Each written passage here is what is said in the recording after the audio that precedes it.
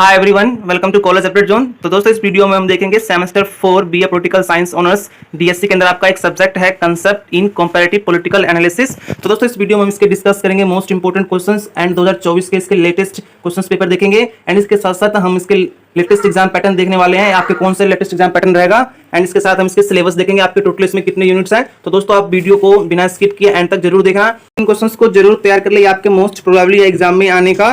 तो दोस्तों ये वीडियो को स्टार्ट करते हैं। तो दोस्तों ये आप देख सकते हैं, ये आपका concept in comparative political analysis का सिलेबस है, ये देख सकते हैं आप, ये आपका इसी साल का सिलेबस है सेमेस्टर 4 का। तो दोस्तों ये देखते हैं इसमें आपके टोटल कितने यूनिट्स हैं। तो ये आपका फर्स्ट यूनिट है, ये देख सकते हैं आप, जो कि सोशो इकोनॉमिक स्ट्रक्चर है, जिसके अंदर आपको पढ़ना है कैपिटलिज्म, सोशलिज्म क्या होता है and colonialism and neo liberalism. तो इसके अंदर आपको ये फर्स्ट यूनिट है। ये आपका सेकेंड यूनिट हो गया जो कि डिस्कस ऑन नेशनलिज्म, ये पढ़ना है, जिसके अंदर आपको पढ़ना है सिविक एंड एथनिक नेशनलिज्म क्या होती है, ideological basis of anti colonial nationalism, ये आपको पढ़ना है सेकेंड यूनिट में। एंड ये आपका हो गया थर्ड यूनिट जो कि कॉन्स्टिट्यूशनलिज्म के बारे में है, जिसके अंदर आपको पढ़ना है evolution of the idea of constitutionalism, post colonial constitutionalism, ये आपका सेकेंड यूनिट था। ये आपका फोर्थ यूनिट हो गया जो कि फेडरलिज्म के बारे में है, जिसके अंदर आपको पढ़ना है historic context, federalism and confederation, debates around territorial division of power, ये आपको फोर्थ यूनिट में पढ़ना था। एंड ये आपका फिफ्थ यूनिट है जो कि स्टेट एंड रिजाइम टाइप्स के बारे में आपको पढ़ना है, जो जिसके अंदर आप पढ़ेंगे कैपिटलिस्ट क्या होता है, welfare and populist and security state.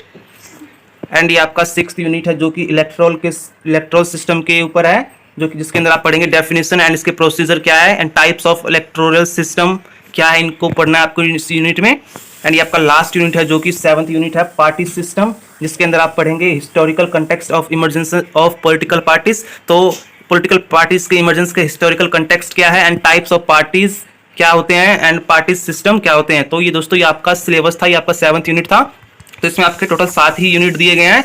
तो दोस्तों आइए देखते हैं इसके इंपॉर्टेंट क्वेश्चंस।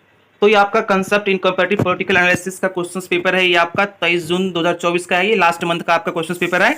तो ये आपका देखिए सेमेस्टर 4 का एनुअल का, ये आप देख सकते हैं आप, सेमेस्टर 4 का क्वेश्चंस पेपर है। ये आपका मैक्सिमम 90 मार्क्स का क्वेश्चंस पेपर आया था, तो यही आपका 90 मार्क्स का ही क्वेश्चंस पेपर आएगा।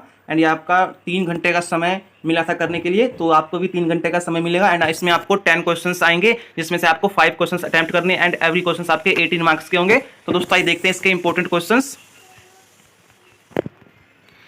तो ये आपका फर्स्ट क्वेश्चन ये देख सकते हैं आप, जो कि बताना है आपको what do you understand by neo liberalism, critically analyse the socio and economic structure of the neo liberalism. तो इसमें आपको बताना है कि नव उदारवाद से आप क्या समझते हैं, नव उदारवाद की सामाजिक आर्थिक संरचनाओं का आपको आलोचनात्मक विश्लेषण करना है।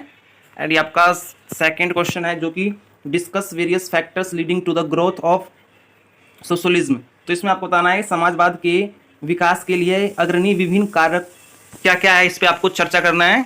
ये आपका थर्ड क्वेश्चन है, ये देख सकते हैं आप, जिसके अंदर आपको पूछा गया है what is nation and nationalism, discuss Gandhi conceptualism and nationalism. तो इसमें आपको बताना है राष्ट्र एवं राष्ट्रवाद क्या है, गांधी की राष्ट्रवाद की अवधारणा पर आपको चर्चा करना है कि गांधी जी के राष्ट्रवाद क्या थे। एंड ये आपका फोर्थ क्वेश्चन हो गया जो कि discuss the evolution of constitutionalism from colonial to post colonial contest. तो इसमें आपको बताना है औपनिवेशिक से उत्तर औपनिवेशिक संदर्भों में संवैधानिकता के विकास क्या क्या है, इस पे आपको चर्चा करना है।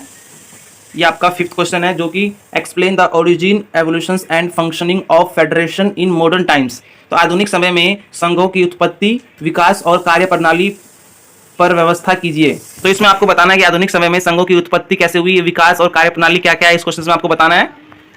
ये आपका हो गया सिक्स्थ क्वेश्चन जो कि डिफाइन सिक्योरिटी स्टेट, तो सुरक्षा राज्य को आपको परिभाषित करना है। Explain the role and importance of security state in the era of globalisation with suitable examples. तो इसमें आपको बताना है कि वैश्वीकरण के युग में सुरक्षा राज्य की भूमिका क्या है एंड इसके महत्व क्या क्या है, आपको उदाहरण सहित इस क्वेश्चन में समझाना है।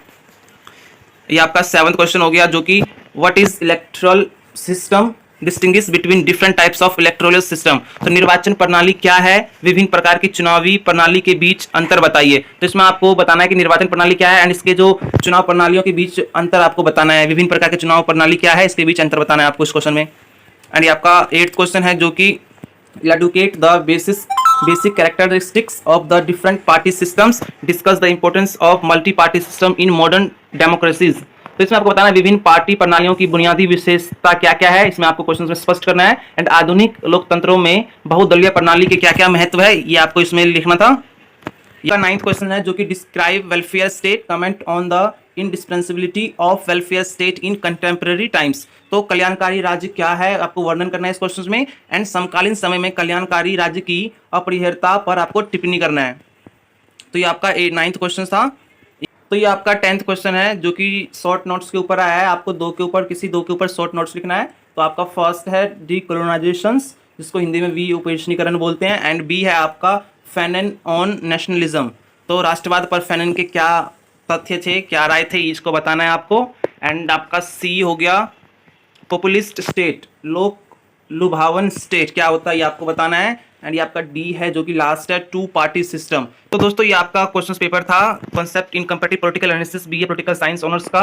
तो दोस्तों इन क्वेश्चंस को आप जरूर तैयार कर ले, ये आपके मोस्ट इंपोर्टेंट क्वेश्चंस थे, एंड ये आपके मोस्ट प्रोबेबल भी है एग्जाम में आने का, या तो यही क्वेश्चंस आपके दिए जाएंगे या इनमें थोड़ा सा चेंज कर दिया जाएगा। दोस्तों अगर आपने कल देखा होगा, आपका कल पेपर था पब्लिक एडमिनिस्ट्रेशन इन इंडिया का, तो इसमें एक क्वेश्चन आया था जो कि घुमा के आपको क्वेश्चंस पूछा गया था। तो इसमें भी आपको एक्सपेक्ट करना है कि आपको घुमा के ही क्वेश्चंस आ सकता है, जरूरी नहीं है कि आपका सेम टू सेम क्वेश्चंस आ सकता है। तो कल एक क्वेश्चन आया था right an essay on the historical legacy of Indian administration, जिसको भारतीय प्रशासन की ऐतिहासिक विरासत पर आपको एक निबंध लिखना था। तो इसमें बुक में दिया गया था सिविल सर्विसेज के बारे में दिया गया था, पर इसमें यहाँ पे भारतीय प्रशासन की ऐतिहासिक विरासत के बारे में आपको इसमें बोला गया था निबंध लिखने के लिए, पर ये दोनों क्वेश्चंस आपके सेम ही थे। तो आप भी एक्सपेक्ट कर सकते हैं कि आपके क्वेश्चंस भी इस तरह से पूछे जाएंगे घुमा के। तो दोस्तों वीडियो अच्छी लगी तो वीडियो को लाइक कर दे। Thank you so much for watching.